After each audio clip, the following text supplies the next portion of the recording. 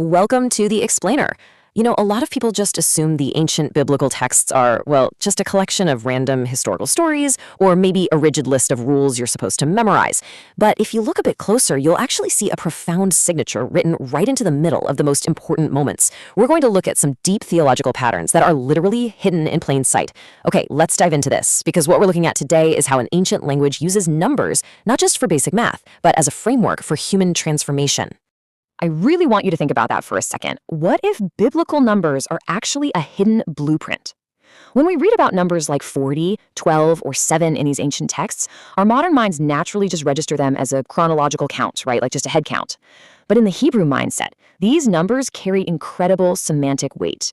They are an actual linguistic blueprint for building, testing, and ultimately restoring people. We're going to decode exactly how this works, starting with a number I guarantee you've heard a lot: 40.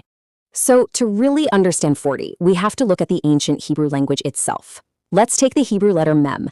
In its ancient pictographic form, mem literally represents water and waves. And here is exactly where the linguistic root connects to the math. The letter mem actually has a numerical value of 40.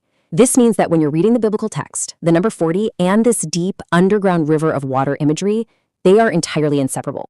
Now, what's really interesting about this slide is the dual nature of water. Water has two sides, right? It can destroy, absolutely, but it also gives life. Think about the flood for a moment. That's 40 days of rain that wipes out the old world to birth a completely new one. Or think of the Red Sea, this massive expanse of water that destroys a pursuing Egyptian army, but at the exact same time, it acts as a birth canal for a newly freed nation. 40, just like water, represents this profound passage from one reality to another.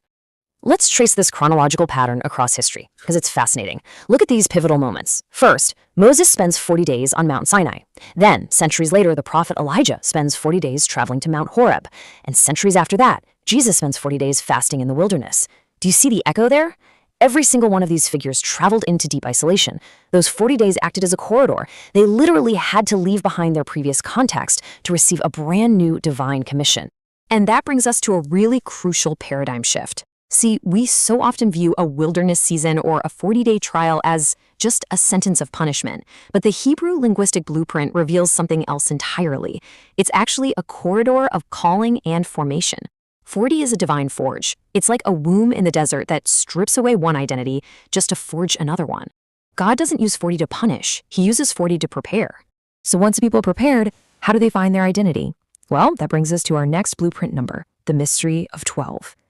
If 40 is the corridor of transformation, 12 is the absolute blueprint of identity. Think about it. God takes the incredibly chaotic, broken family of Jacob, 12 sons born out of intense rivalry, by the way, and uses them as the architectural foundation for holding his people together when everything else falls apart. And this brilliantly illustrates the power of naming in this ancient text. Look at the story of the 12th son. As his mother, Rachel, is tragically dying in childbirth, she names him Ben-Oni, which translates to son of my sorrow. But his father, Jacob, immediately steps in and renames him Benjamin, which means son of my right hand. A biblical renaming isn't just a label, folks. It is a prophecy. It's a bold declaration of a newly restored identity, completely shifting the narrative from tragedy to power.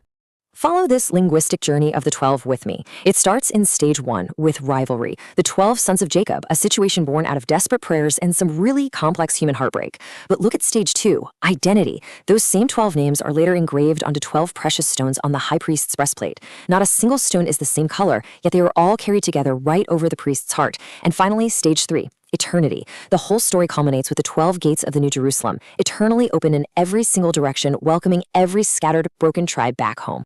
All right, so we have 40 for transformation and 12 for identity. Now we finally reach the destination, the root of 7, God's signature of completion. If you've ever found yourself wondering why the number 7 just shows up everywhere in the text, it's because it acts as the boundary of rest. It is the final decisive stroke of an author ensuring that the story is completely finished and totally whole. Let's look closely at the linguistics again for a second. The Hebrew word for 7 is sheva, and what's super fascinating here is that sheva shares a linguistic root with the words for oath and fullness. So when God uses the number 7, he is quite literally swearing an oath through the mathematics of the universe. He's declaring that the work of divine restoration is absolutely complete and entirely full. You can actually see this signature everywhere once you know what to look for. We start right at the beginning with the 7 days of creation, where God carves out a seventh day, not because he's tired, but to declare the work very good. We see it again in the 7 years Jacob joyfully serves as a tether of devotion for Rachel.